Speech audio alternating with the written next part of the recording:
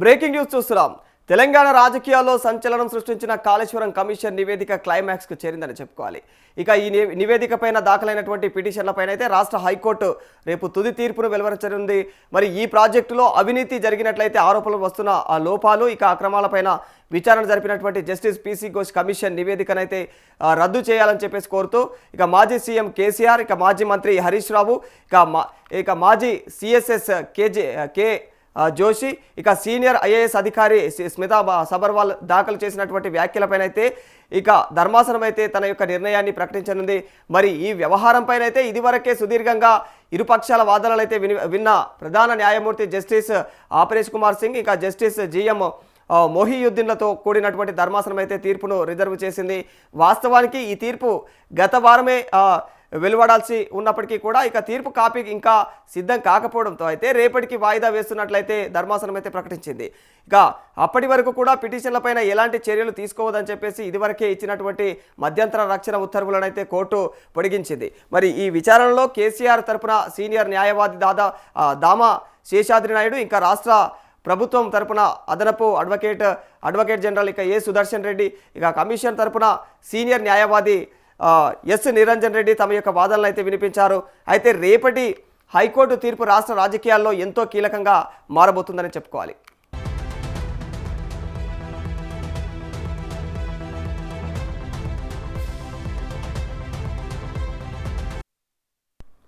కేసీఆర్ నేతృత్వంలోని బీఆర్ఎస్ ప్రభుత్వం హయాంలో నిర్మించిన ప్రపంచంలోనే అతిపెద్ద ఎత్తిపోతల పథకం కాళేశ్వరం ప్రాజెక్టుకు అయితే సంబంధించినటువంటి అవినీతిపైన విచారణ జరుపుతున్నటువంటి జస్టిస్ పీసీ ఘోష్ కమిషన్కు సంబంధించి దాఖలైనటువంటి పిటిషన్ పైన విచారణ జరిపిన తెలంగాణ హైకోర్టు తీర్పును వాయిదా వేసింది. మరి ఈ నెల 22వ తేదీన అయితే తుది తీర్పును వెలువరించనున్నట్లు తెలుస్తా ఉంది.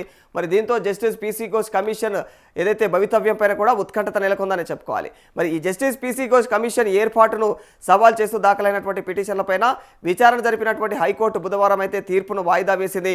ఈ కాళేశ్వరం ప్రాజెక్టులోని మేడిగడ్డ, అన్నారం, సుందిల్లా బ్యారేజీల యొక్క నిర్మాణం వాటి యొక్క నిర్వహణలో జరిగినటువంటి అవకతవకలు జరిగాయని చెప్పేసి అయితే పేర్కొన్నటువంటి రేవంత్ రెడ్డి ప్రభుత్వం విచారణ జరిపేందుకైతే జస్టిస్ పీసీ ఘోష్ నేతృత్వంలో ఒక కమిషన్ ఏర్పాటు చేసింది. మరి ఈ నేపథ్యంలోనే ఆ కమిషన్ చెల్లుబాటు పైన అయితే హైకోర్టులో బీఆర్ఎస్ నేతలు అయితే పిటిషన్లు దాఖలు చేయగా వాటిపైన నేటితో అయితే వాదనలు ముగిశాయని చెప్పుకోవాలి.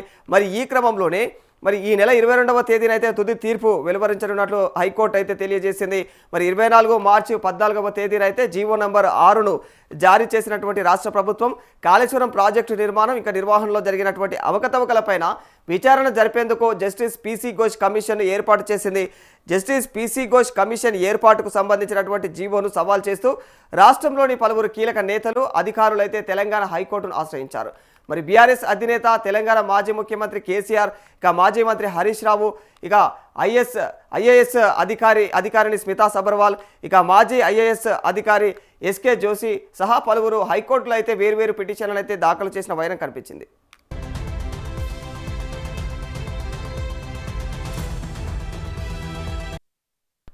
జస్టిస్ పీసీ ఘోష్ కమిషన్ విచారణ ప్రక్రియలో రూల్స్ను ఉల్లంఘించారంటూ అయితే పిటిషనర్లు వ్యాఖ్యానించారు. మరి తమ పైన అభియోగాలు మోపే ముందు కూడా తమ వైపు నుంచి జస్టిస్ పీసీ ఘోష్ కమిషన్ వాదనలను పరిగణలోకి తీసుకోలేదని ఇక వారు ఆరోపించారు. మరి జస్టిస్ పీసీ ఘోష్ కమిషన్ విచారణ ఇక సహజ న్యాయ సూత్రాలకైతే విరుద్ధంగా సాగుతుందని చెప్పేసి హైకోర్టుకు వారు తెలియజేశారు. అయితే తెలంగాణ ప్రజల ప్రయోజనాల కోసం కాళేశ్వరం ప్రాజెక్టులో జరిగినటువంటి లోపాలను వెలుగులోకి తీసుకువచ్చేందుకే జస్టిస్ పీసీ ఘోష్ కమిషన్ ఏర్పాటు చేసినట్లయితే రేవంత్ రెడ్డి ప్రభుత్వం స్పష్టం చేసింది.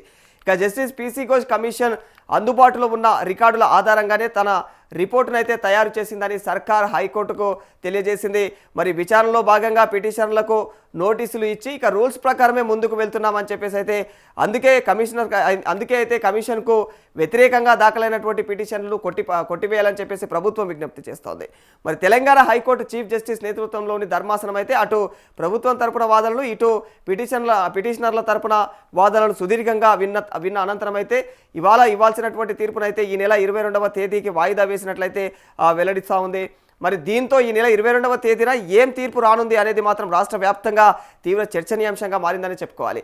మరి హైకోర్టు ఇచ్చే తీర్పు ఆధారంగా కాళేశ్వరం ప్రాజెక్టు పైన జస్టిస్ పీసీ ఘోష్ కమిషన్ విచారణ అనేది కొనసాగుతుందా లేదా అనే దానిపైన అయితే ఉత్కంఠత వీడనుంది.